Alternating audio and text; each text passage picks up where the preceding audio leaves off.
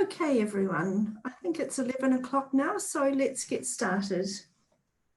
First of all, let me welcome you to the second of our webinar series, Talk Together. If you've been with us before, welcome back. And if you're new to our webinars, then hi, it's nice to have you with us. A quick introduction from our Malaysia team today. Okay, Assalamualaikum dan salam sejahtera. Kami daripada Medal Rehab mengalu-alukan kehadiran anda semua ke Medal Professional Webinar Siri kedua. Kami harap anda semua sudah bersedia dan bersemangat. Semoga ilmu yang dikongsi bermanfaat kepada anda dan klien-klien anda. Terima kasih. Thanks very much. Okay, so our webinar today is the second in this series called Talk Together. And it's also the second webinar that's going to be looking at skills that children need before they start to learn to read. If you missed the webinar before this one, it's available on our YouTube channel. Also on the YouTube channel are the first series of webinars that we did that were called Talk at Home. And those webinars show strategies for basic skills of setting up an acoustic environment at home, for teaching your child to listen, and for teaching a child to talk. So all of those webinars are there and published on our YouTube channel, which is Hear Life Malaysia. So you're welcome to go onto there and catch up. As usual, your microphones will be muted. That's so that we don't have any background interference. Also, we would ask you, please, we're going to show some videos today. So we would ask you, please, not to take a video of the video. You're welcome to watch it again on the YouTube channel, but please don't take your own video of the children. Okay, so let me introduce myself. My name is Donna Sporandio, and I'm a teacher of the deaf and a certified auditory verbal therapist. And I've been lucky enough to be coming to Malaysia to support the work of our team there for the past 7 years. Rebecca. Thanks, Donna. My name's Rebecca Claridge. I'm a speech language pathologist and certified auditory verbal therapist. And I've been working for Medal as a rehabilitation manager for about the last 3.5 years. And I too have been lucky enough to come to Malaysia quite a few times in that time. Looking forward to a time when I can get back there. And today we're also going to be joined by some of our team from Rehab in Malaysia. They're going to join us with some examples of what we're discussing in the many languages that are spoken in the wonderful country of Malaysia. So Rebecca, can I ask you to get us started now? Thanks. Yeah, sure. All right, I'm going to go ahead and share my PowerPoint now.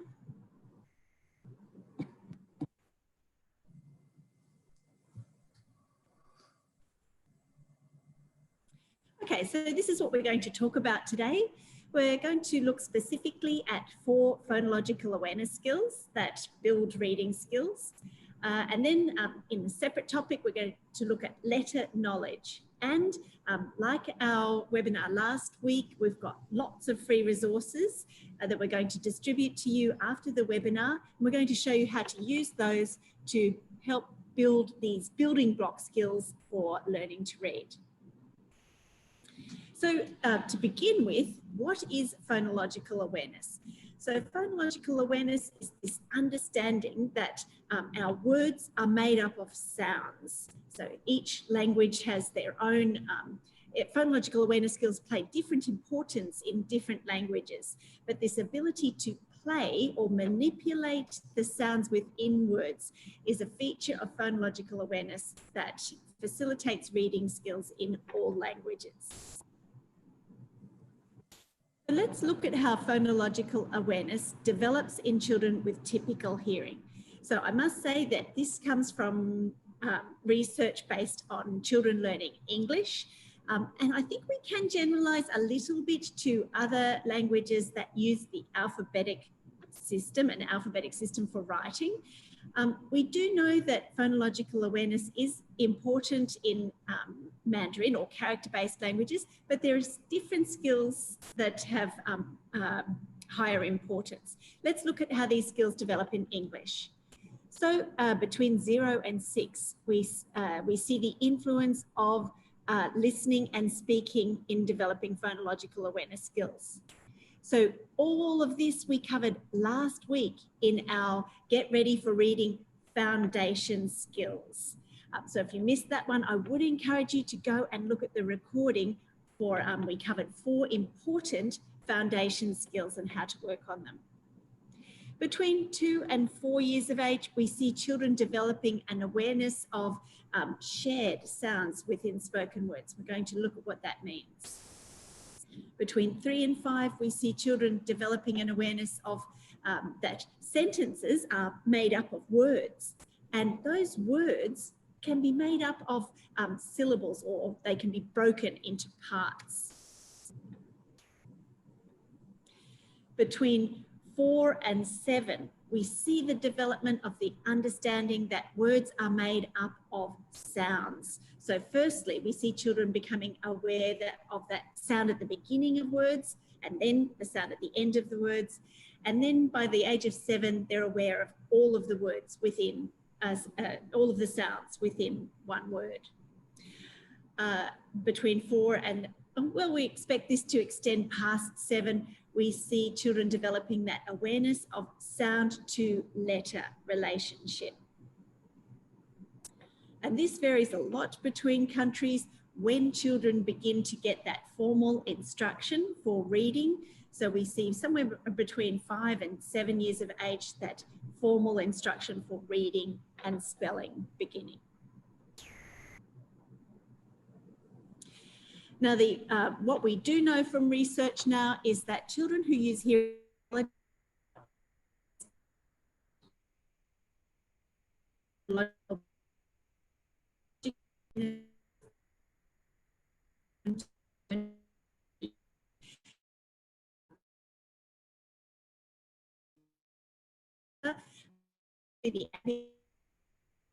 means that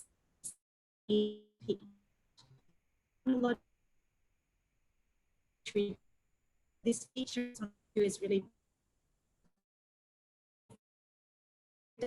which down those sounds and easy children focus on continued speech. So they're not like those loud, sudden sounds.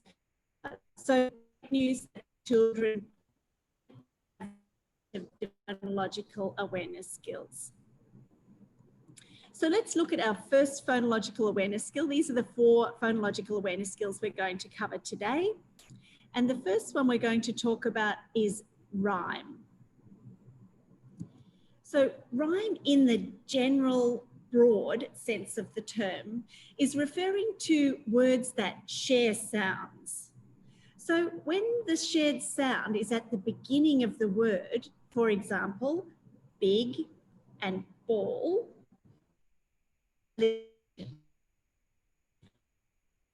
sound word or cat, so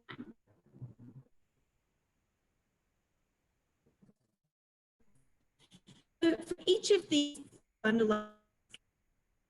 at these skills developed in a so how with enjoying, when does that start? At a very young age, children tuning into that rhyme, the fun part of rhyme. Actually, I was talking about this topic of rhyme one day with a group of professionals, and one professional gave me a definition of rhyme. She said that rhyming words sound pretty together. And I really like that definition. It's really stuck with me because I think our brains really do enjoy listening to rhyming words because they catch our auditory attention. And this is what makes it beneficial for learning to read, because children are attending to the sounds within the words. What comes next is beginning to enjoy saying rhyme words, or maybe just saying words that start those words together. Understand words rhyme or they can sound. Able in the words of so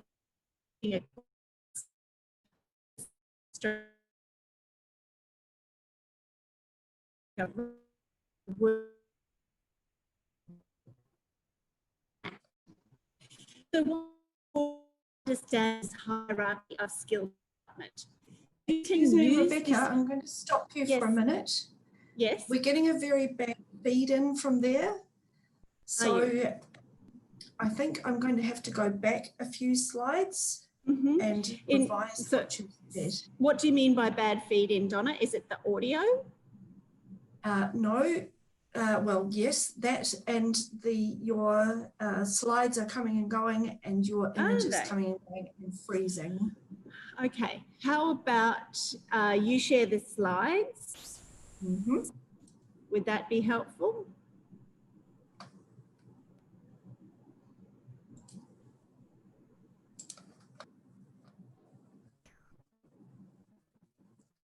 Okay.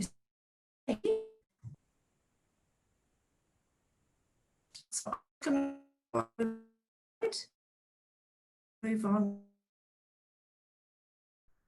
Please can you in touch what is coming.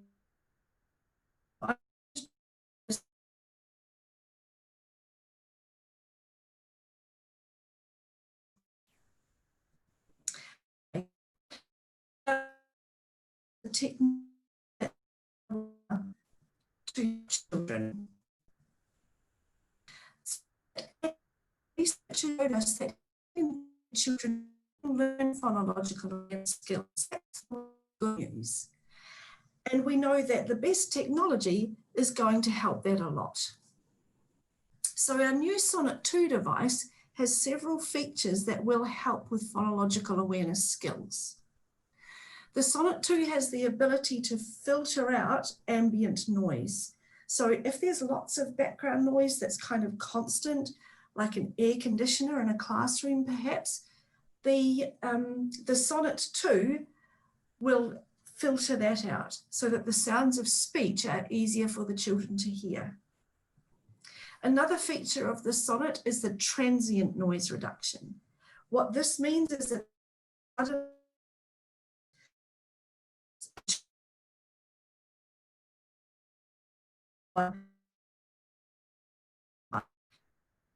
will take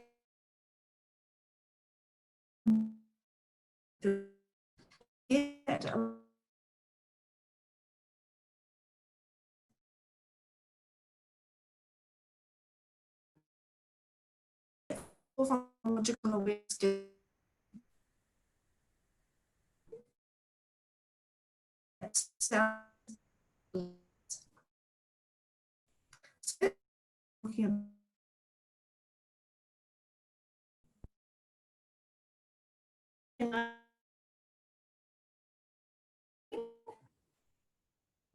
To tell us about rhyming. Thanks, Rebecca. Donna, I think the consensus was that was not any better, unfortunately.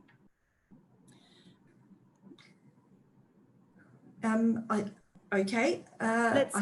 Let me give another try. Rebecca. I think I only got one message that it wasn't. So okay, let's carry on. You carry on, Rebecca, okay. and I'll keep an eye on it and we'll see how we go. Apologies, all right. guys. There's nothing we can do. I know it's a bit unusual. Okay, so I've talked a little bit about this slide about how rhyme. So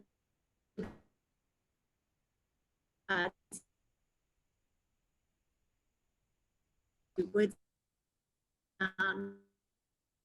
being able to swap.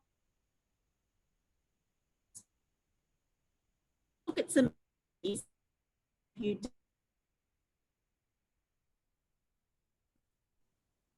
there we're going to families to solve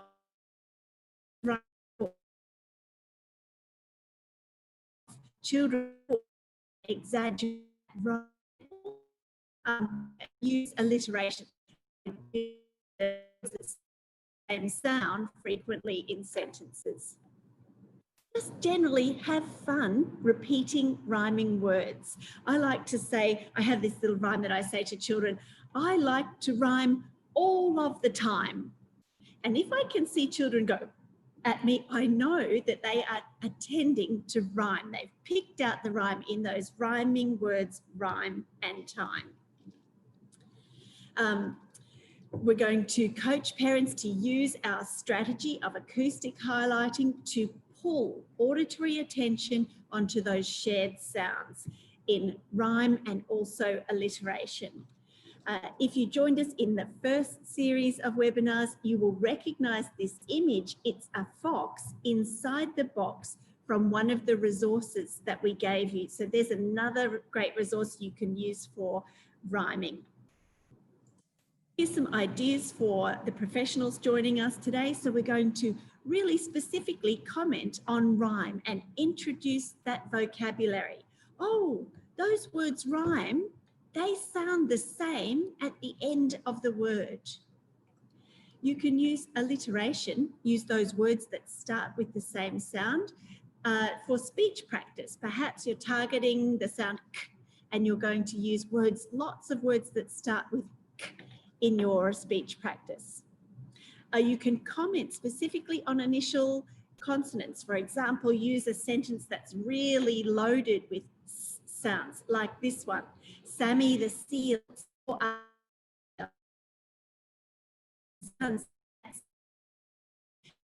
Fun game. So I'm going to make a mistake. You have to. Mummy's talking. Oh, you said something. The child will generate the rhyming word. So we have a challenge for you. Here is the first challenge of our webinar. So I want you to type your answer in chat. So we have here the word bite. Now remember that rhyme is all about the sounds of the word, not the way the word is written. Your challenge is to type into chat the word that rhymes with bite. Listen for your choices. I'll use my laser pointer. Bite, find the rhyme. Bat, light, bike. Donna, what have we got in chat? Okay, I've got bike, light, bike, light, light. So we're getting two different ones there. We're getting yes, bike there's and. Light. I did this. I posed a very challenging challenge for your first round, and I'm kind of glad that I tricked a few people up, so it gives us the opportunity to talk about this a little bit more.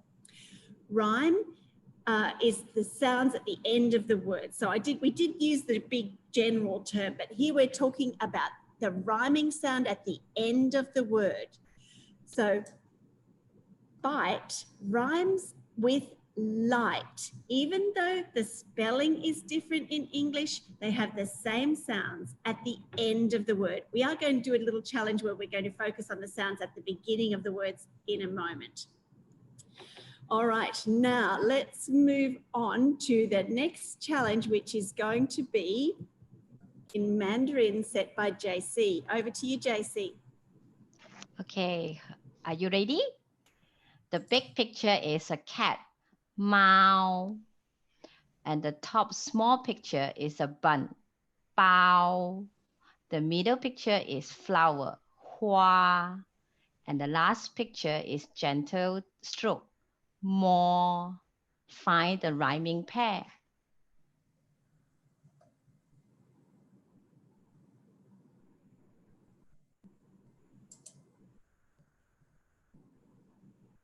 Can you see the chat there, JC? Yes, we got all for Bao, bun, which is correct. You got your first lesson, first word in Mandarin. Hooray! Fantastic, great job. And for our next challenge, we have in Bahasa Malay, LV. Okay, for this Malay challenge, let's find the rhymes. Perkataan beritma dengan bata. So, pilihan jawapan yang kita ada batu, baca, mata. So, type dalam chat.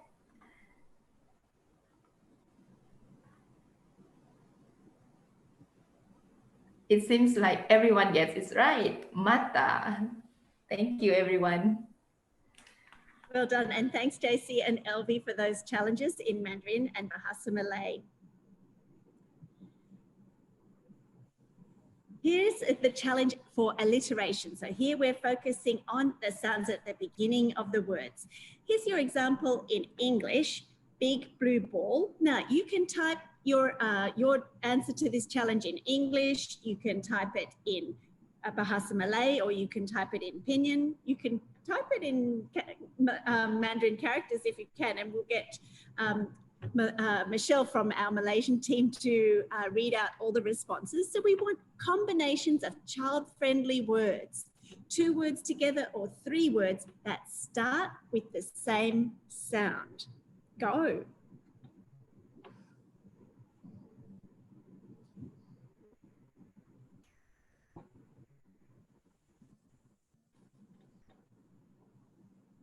Michelle, or you don't have to use the same but one. You can use any sound you like.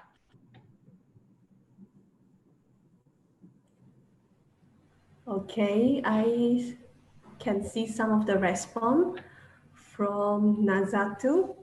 She typed it as baba, bawa, and bata. And then from Nufaha, bola, besar, and biru, which start with B sound. Oh, we got another one start with S. Satu, Sari, Sabah, and Sakit. And the Mandarin one from JC, Ma, Mao. Another one is Pao, Pei, and Po, which start with the P aspirated. And we got another one from English, from Atira. Teddy took the train. Whoa, fantastic. Wonderful. And I like that some people managed to include some verbs in their response to this challenge. That's fantastic to remember that category of words. Wonderful. Now we've got your first resource to share with you. Oh, no, we don't. We've got some videos. And you know what? I think, Donna, your internet connection is more stable than mine today. So I'm going to stop sharing and I'll get you to share the videos today. Thanks. Sure.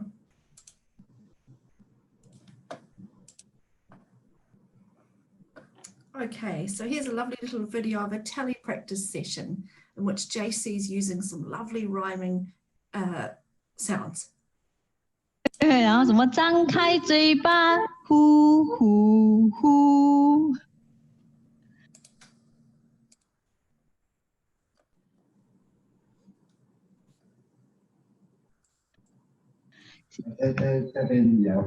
小猪小猪飞嘟嘟，他学你唱歌，刚才你吃饱就睡，呼噜噜。叫他起来，他不要，张大嘴巴，呼呼呼。爸爸跟着讲呼呼呼，然后到妈妈讲呼呼呼，看他会跟着吗？张大嘴巴，呼呼呼。小猪小猪，啊，这个不能了，这个不能。 Okay, super. That was a lovely example of a child who was quite young, but really enjoying hearing those rhyming sounds. So the next video is of Rebecca. Rebecca, would you like to tell us quickly what's going to happen in this video? Sure. So this is Elsie and she's 5.5. So we're getting into a more structured rhyming activity here. That's probably enough. This book is about animals that are hiding. Let's have a look. So, Mike, how's Elsie going with her reading? What's she doing with reading? Yes, doing quite well, yeah. Great, you'll be able to read some of this book. I'm not expecting her to read all of this book, so what we'll do is I'll read the first page, and then Daddy can read the second page, Elsie, and then you can read the third page. So the sentence structure is the same on each page, so I'm not expecting her to get every word, but she'll be able to guess from the pictures. All right, let's have a look. What's that hiding under the hat? What do you think it's a cat under the hat? Ask Daddy what he thinks it is. We both think it's a cat. You both think it's a cat. All right, let's have a look. It's a cat under the hat. Hey, that's interesting. Cat and hat. What do you know about? They rhyme. Great work, you. You heard the rhyme. Terrific. All right, the next page is Daddy's page. What's that hiding behind the log? A dog. You think it's a dog? I think it's a dog. Yeah, we both think it's a doggy. All right, let's have a look and see if you are right. It's a dog behind the log. Well done. All right, thanks, Donna. All right, so that's an example of quite a formal rhyming activity in a telepractice session. All right, let me just tab along. So now we have our first free resource for you. If you joined us in the first webinar series, you will recognise that this we call a slide deck. It's a PowerPoint that therapists can use in face-to-face sessions, or in telepractice sessions, you can screen share it, like you saw me doing in the lesson with Elsie. You can also email it to families with a set of goals, and they can work on it independently in times that you are not able to make that connection with them. So Mr. SI, you're going to do this one for us, aren't you? Let me click on it for you and you can give the demonstration. Okay. So everyone ready? Is that a shark? Asked Mark. No, said Dale. It's a whale.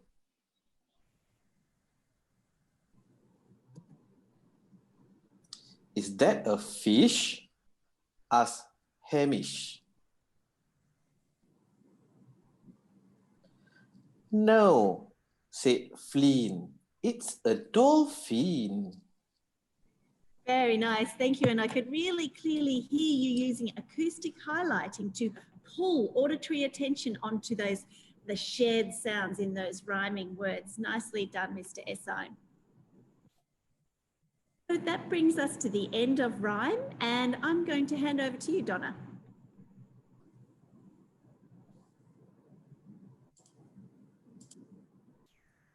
Super, thanks, Rebecca. So I'm going to tell us a little bit more about syllables. So first of all, what is a syllable? A syllable is like the beat within a word. So here are some examples in English. A one-syllable word, cat. A two-syllable word, table.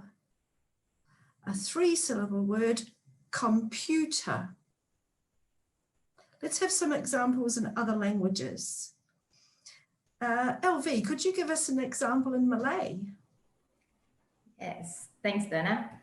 So in Malay, we have bus, one-syllable word, baju, two-syllable words, and kerusi, three-syllable word. And JC, could you give us an example in Mandarin, please? Sure. One syllable, ma. Two syllable, yi fu. Three syllable, chang jing lu. Fabulous, thank you. It's important for children to learn about syllables because it will help them when they strike a very long word that they are asked to read. If a child can break that word up into smaller syllable parts, it will help them to use their reading skills to get each of those syllables and then to bring those back together to make a word. So Rebecca showed you a hierarchy of skills for the development of rhyme. On the screen now, you see a hierarchy of skills for the development of understanding of syllables. So the first skill that happens is that children learn to move to the beat of a syllable. So they notice that there is a pattern within words and the child will be able to move to that in some way. Then they learn to identify the number of syllables within a word. And that's an activity that looks a little bit like what you saw us doing, where we're tapping to the beats. Then children learn that they can find two syllables, they can hear those two syllables, and they can bring them together to make a word.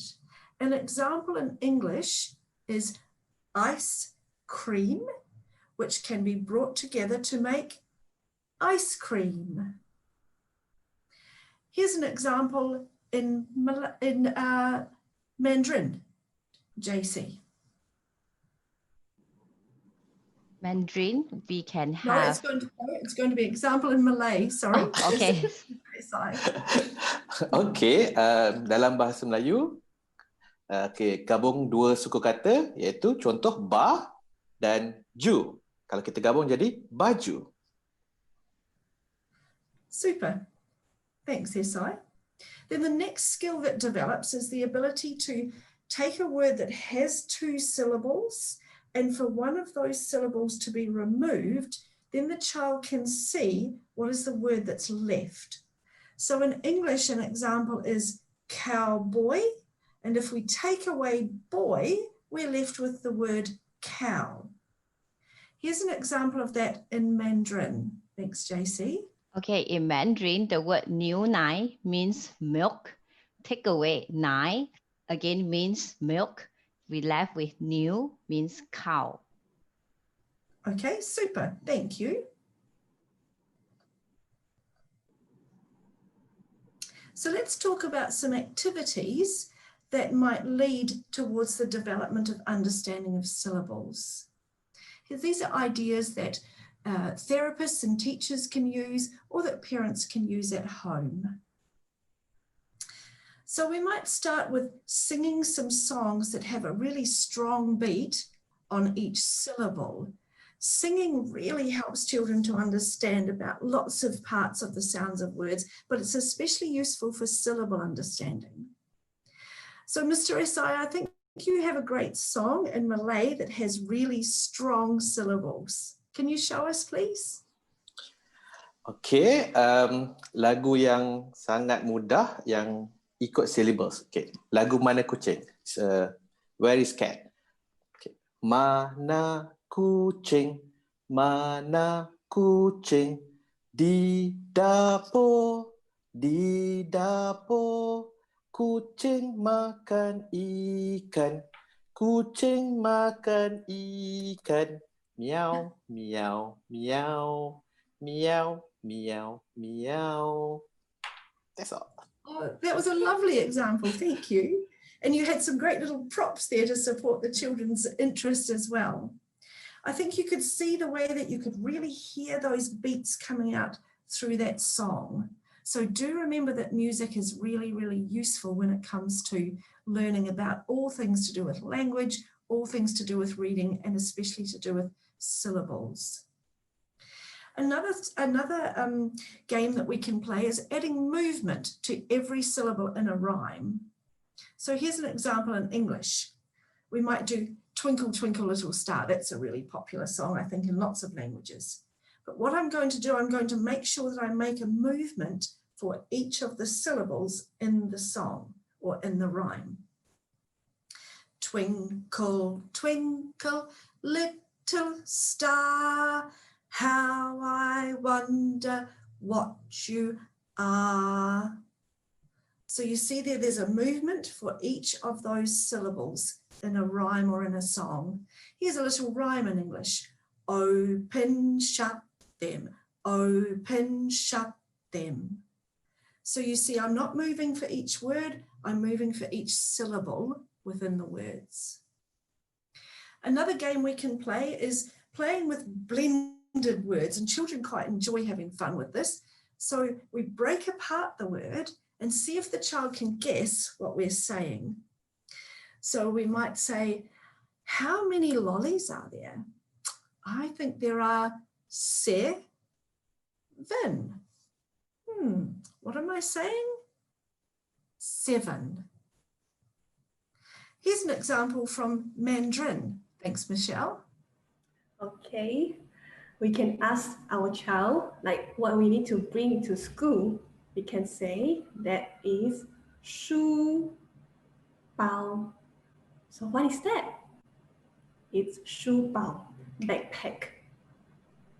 Oh, Thanks. super. Thanks, Michelle. And it's interesting for me listening in these languages, I'm really starting to learn the languages because you're breaking it down and joining it back together for me. So it's a really nice way to be learning language too. We can have lots of fun clapping or tapping out names and words. Just as you saw us do earlier, names are really fun. Donna, Rebecca. So you see, in that way, we're highlighting how many syllables there are in the word. Children sometimes enjoy little games like jumping for each syllable they hear, or maybe kind of talking in a funny voice that emphasizes the syllables. Hello, how are you? I am fine, thank you very much. It's a bit of silly talking, but what I'm doing is I'm emphasizing each of the syllables as I go. As children get older, we can actually listen and count the number of syllables that you hear within the words. So there are some examples on the screen here in English. So it's going to be your job now in chat to count how many syllables that you hear for each of these words. You ready to listen to the first one? Here's our first one, ant. How many syllables?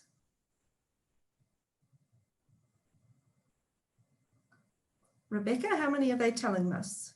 Oh, it's unanimous, Donna. Everyone is saying 1. Fabulous. Good. That's an easy one. Okay, let's see if you're right. 1. You were. Okay, let's try the next one. The second one is spider. Type into chat how many you can hear. Oh, they're very quick off the mark, Donna. They're all coming in with 2. Fantastic. Okay, let's try the last one. Or let's see if you're correct first of all. Oh, yes, you were. There were 2. Let's try the last one. Ladybird.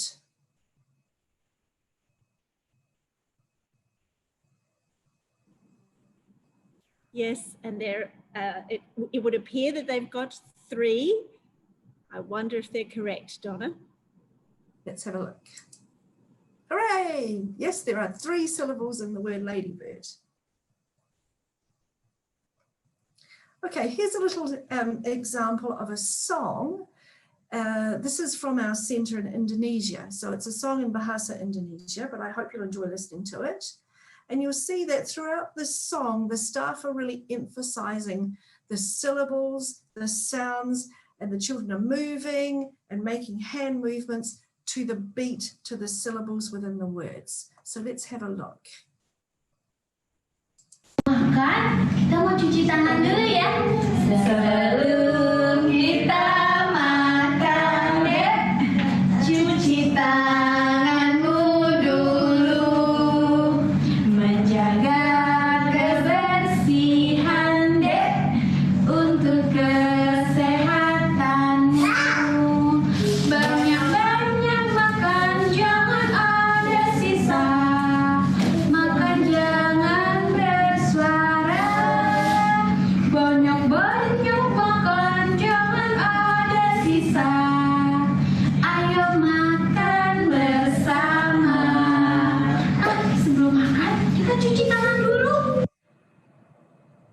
That was great, wasn't it?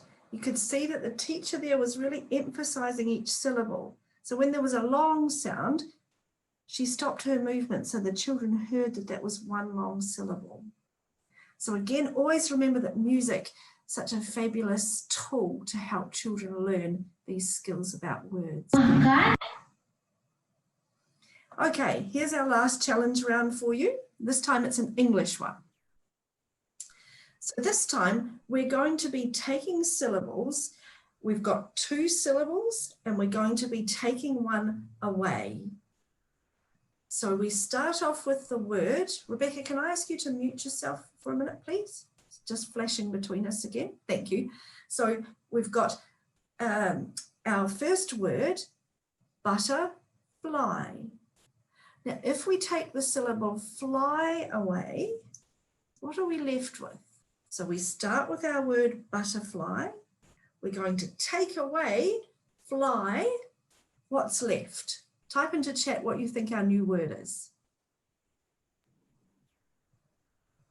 We do have lots of responses and they're all the same, Donna. Everyone believes the answer is butter. Oh, hooray, well done, well done. These are all skills that children are really going to benefit from.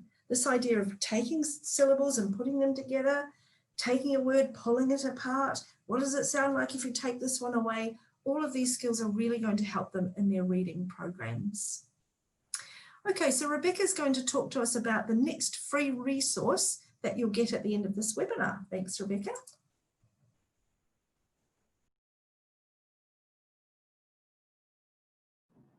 All right, let me share that page and open it up. So this is a fun little game that you can use to highlight syllables, and we're going to call it Bug Bingo. So this page here, which I call the bingo mat, you get 4 different ones of these. So each person playing Bug Bingo will get their own different version of this Bug Bingo mat. Then you will get these cards, the bingo cards. So the first thing you're going to do is print all of this and you're going to cut up the bingo cards. Actually, I've already done that for you, so you can see that I've got a pile of these bingo cards like this, and I've printed off the bingo mat. So everyone's going to have a bingo mat, and then you're going to take it in turns to be the caller and pass around this little pile of cards.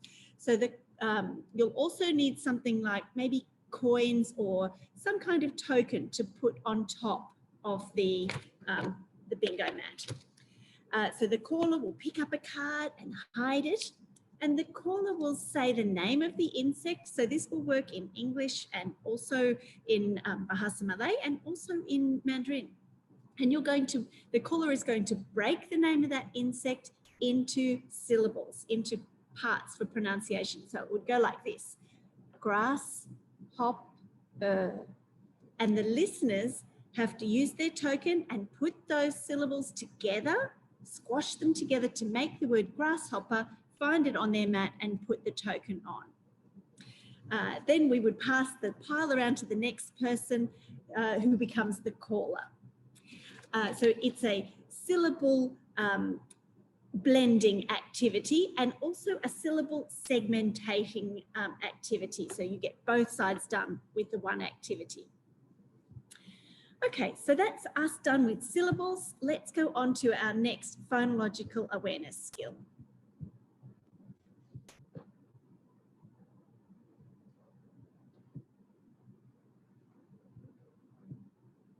Sorry.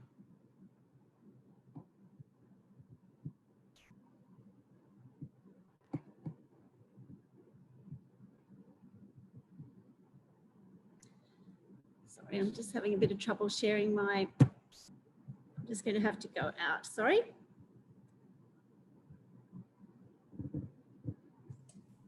That looked like a really fun game, didn't it? It just shows you that learning to read doesn't need to be really structured and formal. A little game such as the resource that Rebecca has shared with us can be a really fun way of working on syllables that children will really enjoy. Okay, I'm back. Okay, let's go on with our next skill, which is all about sounds. So here's an example of a sound. S. And you'll note I didn't say S. S is the letter name. The sound is what we hear. S. So how does this skill develop? So this is really the beginning of the child's understanding that words are made up of individual sounds.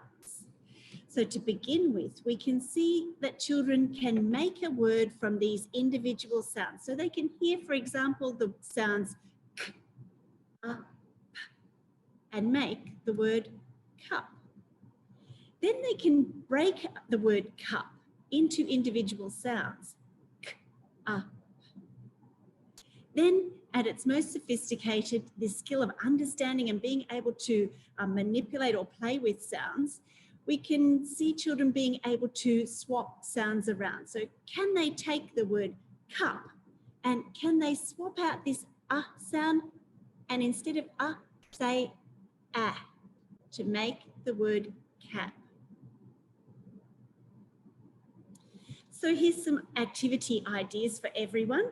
A really fun way to start this, building this skill of the understanding that words are made up of sounds is to talk about the sounds at the beginning of people's names. Children love to talk about the sounds in their own name.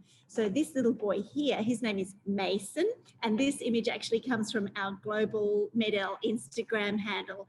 And if you don't follow that, I would recommend it. It's got some great stories of MED-EL users all around the world, and they share a little bit about their life. So we could talk about, here is the sound it makes the sound at the beginning of Mason. Can you hear that at the beginning of your name, Mason? We can talk about the sounds in any word that we hear. And we can talk about the position that the sound is in. So for example, is at the beginning of the word Mason, the name Mason, and Mason, there's an at the end. Here's some more structured activity ideas that therapists might like to include into their lessons once children have got that solid foundation skills. So here we're talking about the quite structured activities related to sound. So we want to be sure that children have got the foundation skills first. So you could try breaking words up into sounds. So one idea is to use blocks to represent the sounds, but for me, I like to use my fingers because I always have them with me. So let's do this activity using the word sheep. So for example, here is the word sheep. Let's break it up into its sounds. Sheep. Sheep. Let's put it back together. Sheep. Sheep. Now, Elva, you're going to give us some examples in Bahasa Malay. Okay, so the word in Malay is kuda. Kuda. Kuda. Great. And in Bahasa Malay, do you have any examples of words that have got what we do in English, where we've got two letters that make up one sound? So here is the word sheep, and we've got two letters that make the one sound sh and two letters that make the one sound e. Do you have that in Bahasa Malay? Yes, we do have. So I will give the example of shampoo. So it will becomes like sh, e, m, p, u. Shampoo. Lovely. It is quite tricky to get the hang of using these fingers, isn't it, to represent the sounds and letters? But it can be really useful for children when they're beginning to sound words out for spelling, to be able to do that on their own hand. Thanks, Elvie.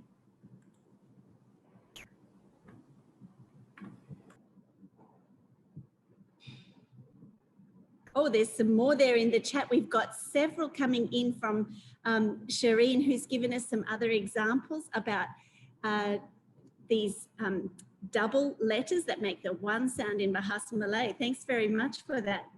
Another fun activity that we like to do in English is to make a new word. So this helps pull the child's attention to the fact that words are made up of individual sounds. So here's an example of the word wing, and make a new word by putting a new sound at the beginning. Swing makes the word swing.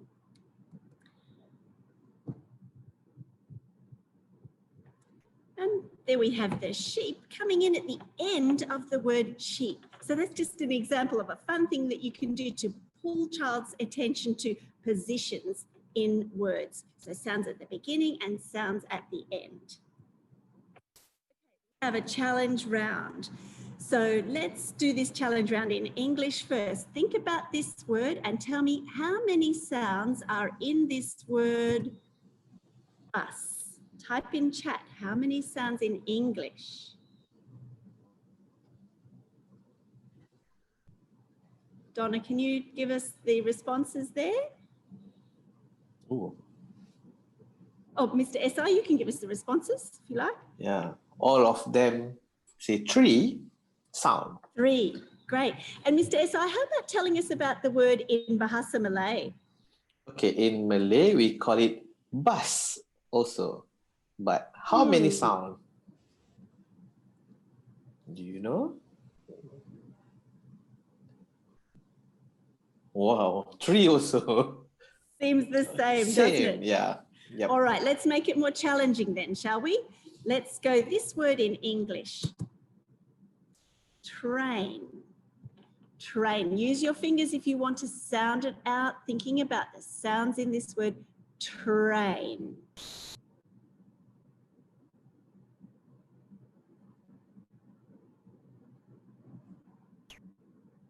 So we've got people coming in with 4, some people 3. All right, I'm going to put it on my fingers for you so you can see the sounds. We've got t, terrain. So the answer is 4 in English. And what's the word in Bahasa Malay, Mr. SI? In Bahasa Melayu, it's kereta api. Wow, okay, it's a challenging one. Let's see how they do. All right, how many sounds do you have?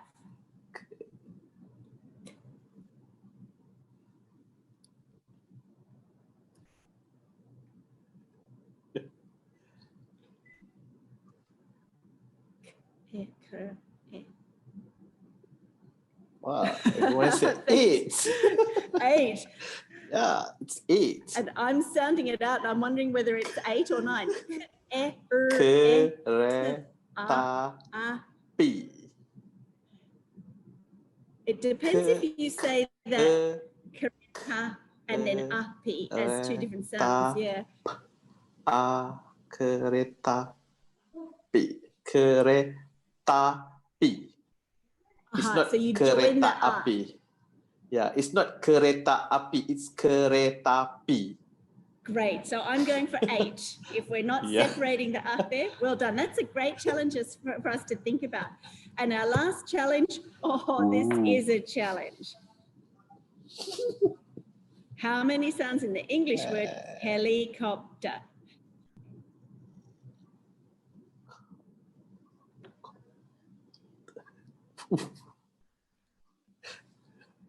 And this one will depend if you pronounce the final R or not, which we do not in Australian English.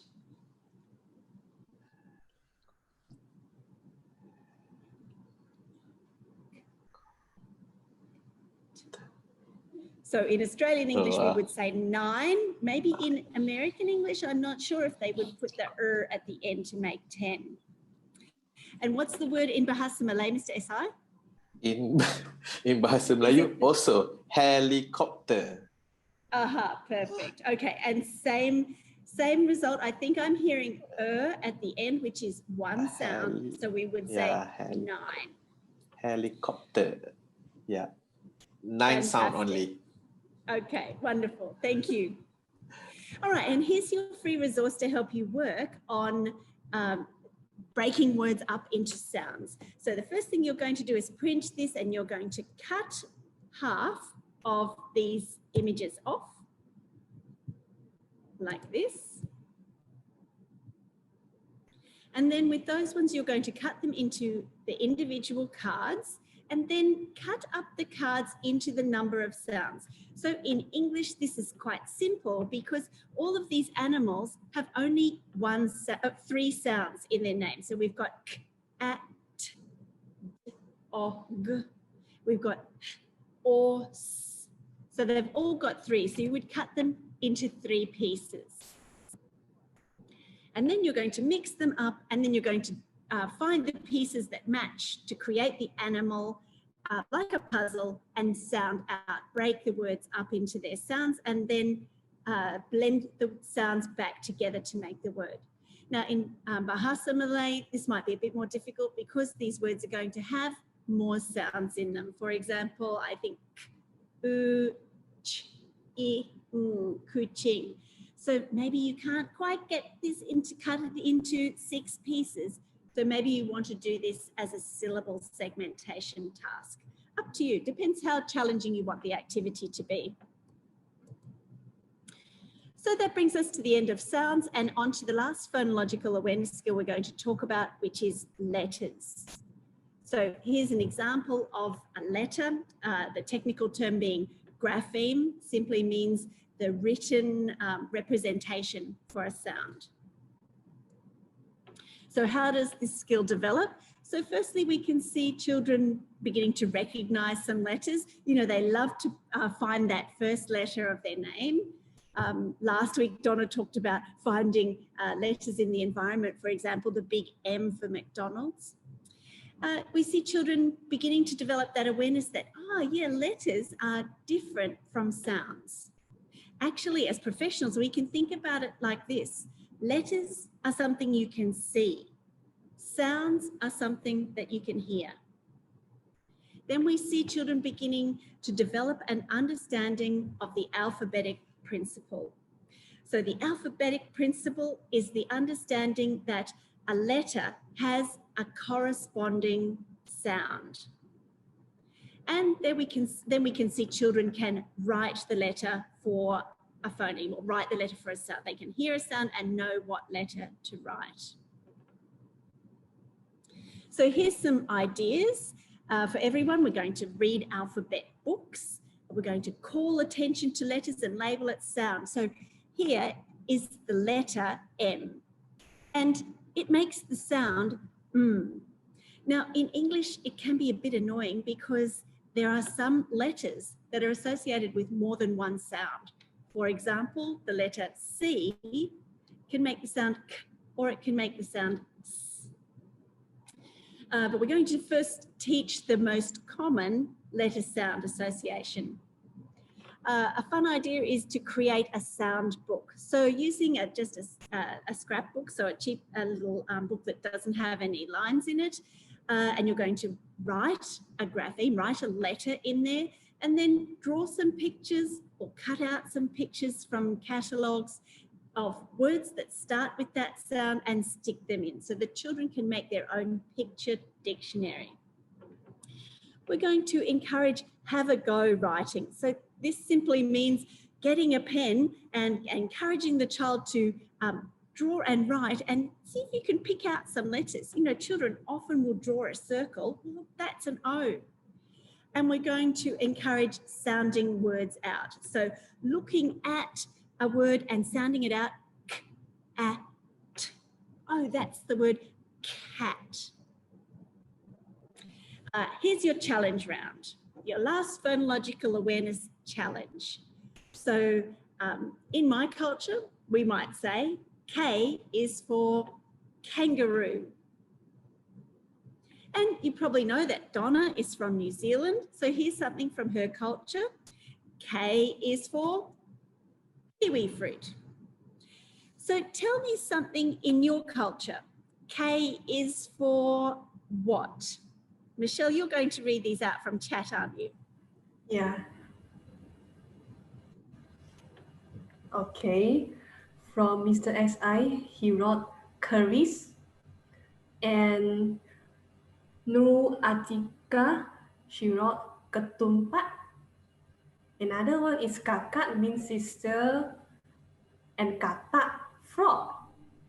Kucing, kunci, key. I got another one from my own place, mean Kuching. I'm staying in Kuching. Oh, yeah. Oh, Kuala Lumpur. Another one, Oh, Kuala Lumpur.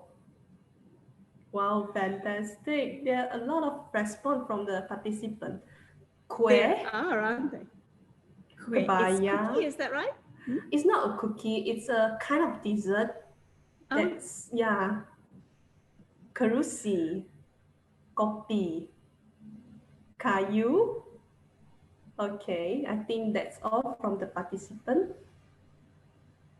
Okay. All right. So I think, let me go on, and I'm just going to check. Oh, here's your free resource to help you work on this idea of letters and their sound the corresponding sound. So you're going to get this page of animals, and we do have the English text, but we're also going to give you the same resource without any text at all. So you can write on in Bahasa Malay if you like. And you're going to create this idea of a sound book or animal picture dictionary. So putting the A there, and then you can stick on the alligator and so on through your sound book. Okay, so that brings us to the end of the 4 phonological awareness skills. We do have one other skill that we're going to talk about for building blocks.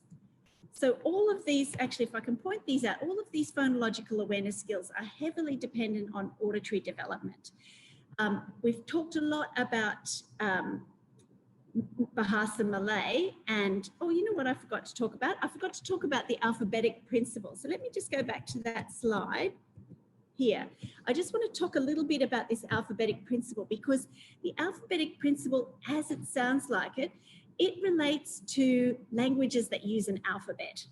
So Bahasa Malay uses an alphabet, English uses an alphabet, Mandarin does not use an alphabet. Mandarin is a character-based language.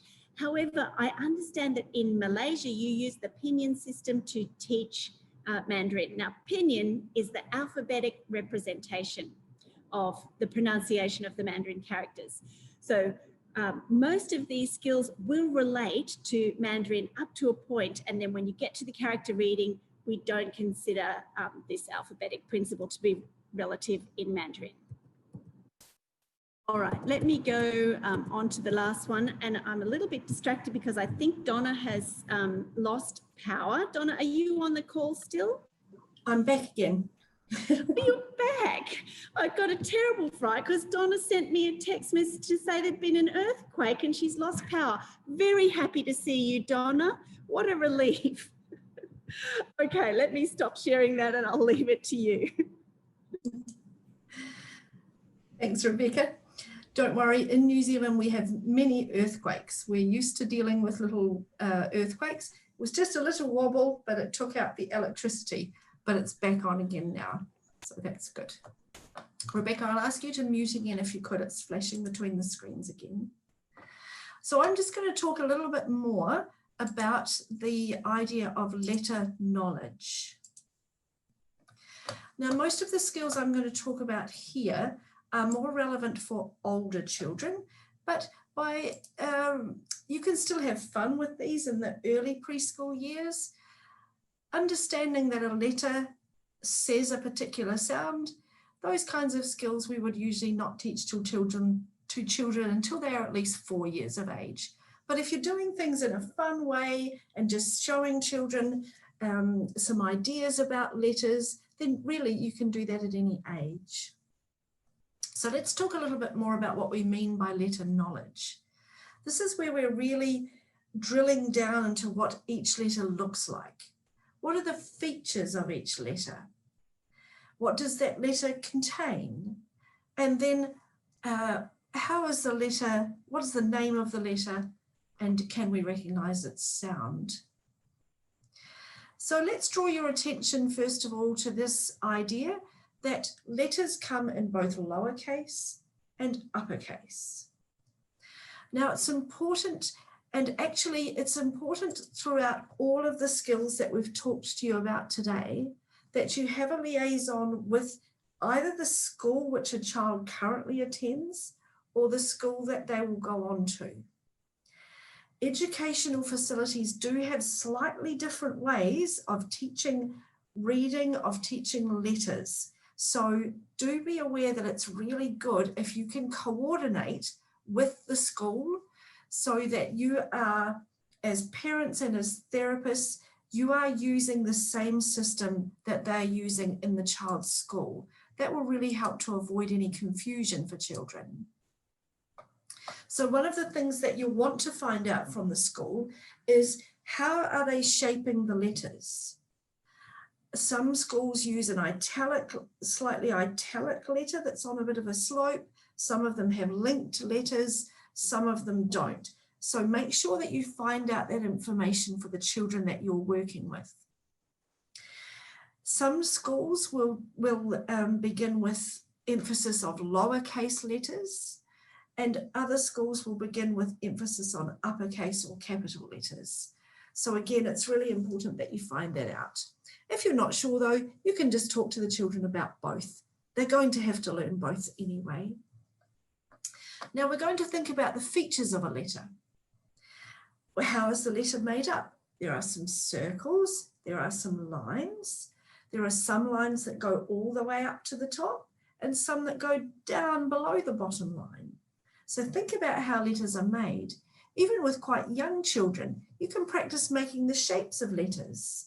Can they do a round circle? Can they do a line? Can they go across? So think about some of those letter shapes and include them in your drawing activities. Later, children are going to need to know two things. Now, they need to know both the name of the letter and the sound that it makes. Parents very often focus on teaching their children the names of the letters. And that's actually not the most important thing to know when you're learning to read. When you're learning to read, you need to know the sound that the letter makes. For example, in English, this is the letter C. It says K. Here's the letter A. It says E. Oh, my T's disappeared. This is the letter T. It says T. So as therapists, we need to coach parents to think about both of those things. As I said, parents will focus on the name, but it's really important that they also talk about the sound that the letter makes. And then, as we did before, children will learn to bring those letters together to make the word cat. The word cat doesn't say sienti. It doesn't use the names of the letters. It uses the sounds k, t, to make cat. So that's a good example of why it's very important that children learn the sounds that letters make, as well as their names. So here are some activity ideas of the kinds of things that you can do. As we said, practice drawing the shapes that you need for letter writing. We can point out the features of the letters. It might be, do you remember last week that we talked about naming things? For example, in the therapy room, we might label where we put our toys. So it might be that we're looking for the animals, and perhaps we've got the names of the different groups of toys. So we say, we're looking for animals. Oh, that word starts with A. Animals. We're going to need to find a word that starts with A for animals. And then look through all of your labels. There it is. I can see an A. Yeah, that word says animals. So as well as drawing your child's attention to the idea that the word has meaning, point out some of the letters within the words. And as Rebecca said earlier, children often start with the first letter in the word, so that's a good place to start. You can play games where you match up the letters. Perhaps you have some little, you know, you can get those magnetic letters that go onto the fridge or onto a magnet board, or you might have some cutout letters. You can throw them down. Oh, can we find some that are the same? Oh, I've got an O. Oh, look, it's a round one. It's an O that says oh. Where's the other one? And we can find them and match them up and talk about them. As we said, make sure that you do lots and lots of print. We want print to be everywhere. Write and stick labels onto things. Do you remember last week we talked about making lists? If, for example, you're going to the supermarket, or maybe in an activity that you're going to do in therapy, perhaps you're doing a craft activity. You might make a list of all the things you need. Oh, we need paper, we need glue, we need scissors. And write those things down so that children understand that has meaning. Then in this level, we're going to be pointing out the letters within it. Oh, we need paper. Paper. Starts with the letter P. There it is, paper. Let's go and find some paper. So in that way, you're just bringing in these activities into all of the things you do within therapy, and it makes it fun for children. They're going to learn it, they're going to pick up all these skills before they go into school and have to learn them formally. As I said to you, really important to learn how the letters are taught at the school that the child attends or is going to attend. So I hope that's given you lots of ideas of ways that you can bring in fun activities to develop letter knowledge. Now, I just want to draw your attention to another of the features of the new Sonnet 2 processor. As we think about children moving into school situations and learning to read, as Rebecca said to you earlier, reading is an auditory exercise. I know that you might think that reading is about looking, but it's actually not. In order to understand the sound k, the sound p, the sound t, we have to be able to hear the difference between those sounds. And so a child needs, first of all, access to a good, strong auditory signal that's really clear so that they can learn to hear the difference between those sounds. That's a really, really fundamental part of learning to read. So we talked earlier, I showed you some of the features of the Sonnet 2, the way that it cuts out the ambient noise. So if there's a lot of noise in the background, it will lower that so that the child has better access to the sounds of speech. And also if there is transient noise, it will take that away so the child has a good chance to hear clearly the sounds of speech. Now, another feature that's included with the Sonnet 2, so there is available an accessory called Audio Link. And the Audio Link can do a range of things. It can connect via Bluetooth to a phone. It can stream music wirelessly. It can stream TV. But one of the things that we wanted to draw your attention to from a schooling perspective is that the Audio Link can be used as a remote microphone. So if, for example, there is a group of children working together at a table, the Audio Link can be popped in the middle of that table to help the child get the best access to the sounds of the children who are around it. If a teacher's talking further away from the child, then the Audio Link can be given to the teacher to be clipped onto the clothing or to be held or popped near them so that the child again has best access to the sounds that the teacher is saying. Now, this is going to be really important when children learn to read. With all of the things we've talked about today, children need to be able to hear those sounds clearly in order to learn the phonological skills that we've talked about today. All of those phonological awareness skills are based on sound. In an alphabetic language like English and Malay, the way that we learn to read is we learn that this letter makes this sound. So the child needs a really good, well-established auditory system in order to do that. And the Sonnet 2 has many features that are going to help the child to do that. The child needs best access to the sounds of speech. And remember, some of those sounds of speech are quite quiet, aren't they? They're quiet sounds, and they can be lost amongst those big loud vowels in a word. So it's really, really important that we give children access to those sounds in the best way we can using the best technology that we have.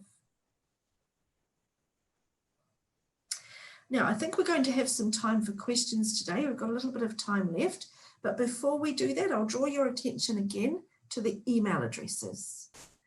So just as we said last week, we're very, very happy if you will email us with any of your questions. We won't have time to answer all of your questions today. So if you've got things you'd love to ask us, please contact us. Rebecca and I are stuck in our home offices now. We can't travel around. We can't get to Malaysia. So we would love it if you would talk to us by email.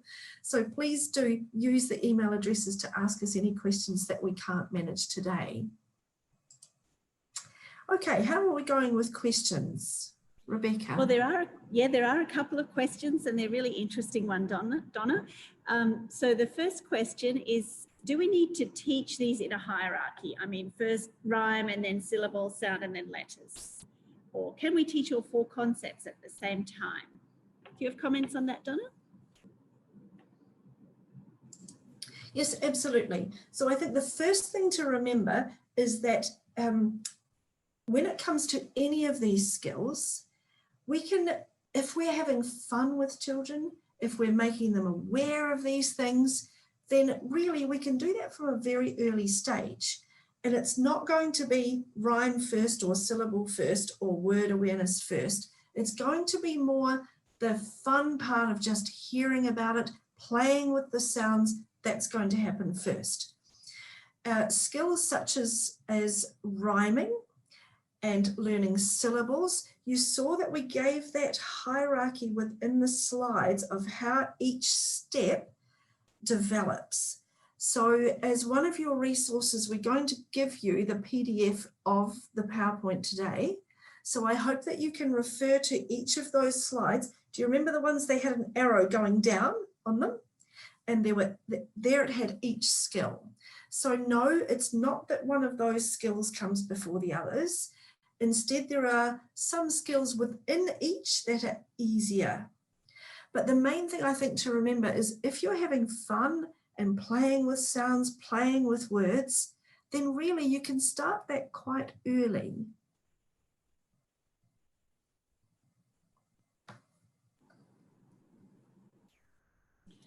Yeah, and I would just add that the same thing. I mean, clearly amongst those skills of sounds and letters, they are a bit more sophisticated. So certainly we would start with those earlier developing skills of rhyme and syllables from any age.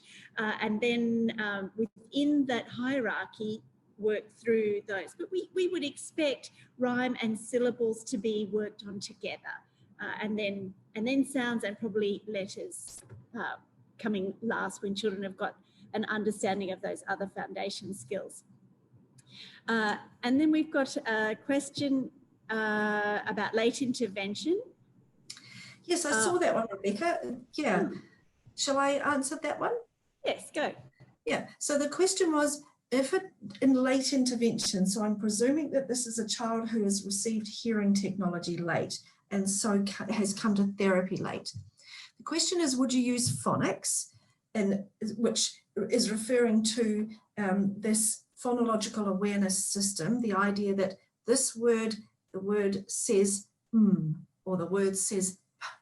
Would you use phonics to improve reading skills in older children? If not, what are other successful alternatives? You'll get different answers on this from different people. My answer would be yes, yes, yes. Teach phonics. Teach these phonological awareness skills that we've talked about today. In an alphabetic language such as English or Malay, the way we read is through sound. There isn't another way. So even if a child's older coming to intervention, they kind of start to learn the sounds and to express the sounds at the same time as they learn to read. A normally developing child learns all their language, learns all the phonological awareness skills, and brings all of that to the table at school where they learn to read. A child who's implanted late has arrived at that school table without the early understanding of language and phonological awareness skills. However, I have found that for some of those children, they learn language and they learn the sound system at the same time as they learn to read. I hope that makes sense. So definitely, yes, you're going to have to be aware that it's going to be a learning process for them that might be a little bit slower. You're going to have to remember that you're going to go really close to a child to have them listen to a sound. So if the word is me, and you're pointing out to them, oh, there's the M, it says listen, go nice and close and have the child listen to that sound. So my recommendation would be, yes, do teach phonics to the older children when they come to intervention, but be aware that they're learning all of these things at the same time. So it's a different way of learning to a normally developing child who has all those skills and brings them ready into school. But I've certainly found that learning to read will actually help older children learn language. So they're learning the two things at the same time.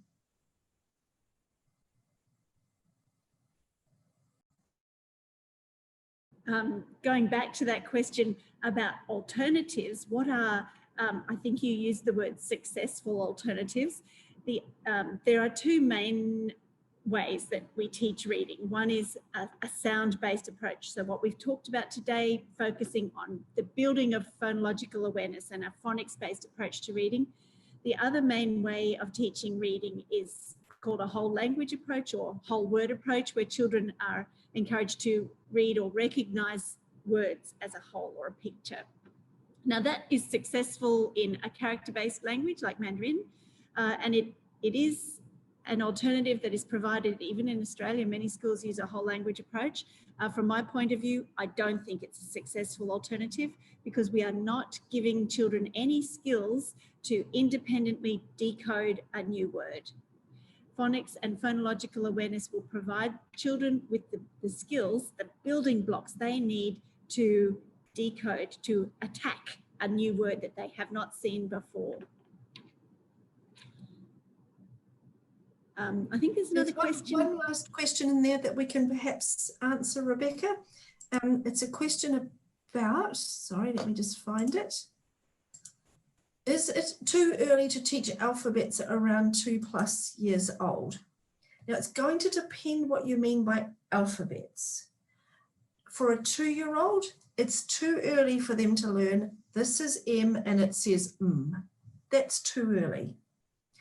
However, it's still going to be fun for a 2-year-old if you point out to them those letters and words that they see around them. The kinds of activities that we talked about of labeling things, of pointing out to them when you see something. Maybe you go on the bus. Oh, we're at the bus stop. Look, it says bus stop. Those kinds of activities will be fun. Also, we talked earlier in the webinar today about the lovely, lovely skills that children learn through things like music and rhyme. Remember, we saw all those great songs. We heard a lovely Malay song in which the syllables were emphasized. Now, it's never too early to do those kinds of things. So for your 2-year-old, you're going to do lots and lots of rhyming songs. You're going to move to the beat of the syllables. And the other thing, do remember all of those skills that we talked about in our first webinar. And as Rebecca said earlier, if you haven't seen that, then go and watch that, where we talk about the importance of just reading aloud to children a lot. So Yes, it's too early to do the formal kind of this is a P and it says P, but it's not too early to have lots of fun with music and rhyme and looking at words that you see in the environment. Okay, I think that's brought us to a close. We're running out of time now. Thank you to those people who asked us those great questions. And do remember that we have those email addresses for you if you'd like to ask us more questions. Also, we are happy to answer questions about specific children. So if you've got a question about a child who's on your caseload, if they're using Medell or Hear Life devices, then we'd love to hear about how you're getting on with them too. Now, our next webinar is going to be next week on Wednesday, the 2nd of December. And this webinar, I'm really looking forward to, and I hope that many of you will join us. Our topic is going to be behaviour management. And we know that that's a really hot topic for all children, but particularly for children with hearing loss. So we're going to look at why that might be a problem for children with hearing loss, and we're going to give some specific strategies for behaviour management. We're going to be joined by an expert in the field who has specific training in behaviour management for children with additional disabilities. So we're very happy to be joined by Pip Burton. She's going to help us, give us lots of ideas for behaviour management, and also there will be a free resource that you will get as part of that webinar, a nice quick summary which you can use to put into your therapy room or give to parents to remind them. So we really hope that you'll join us for our webinar next week on Wednesday, the 2nd of December at 11 o'clock as usual, and the topic's going to be behaviour management.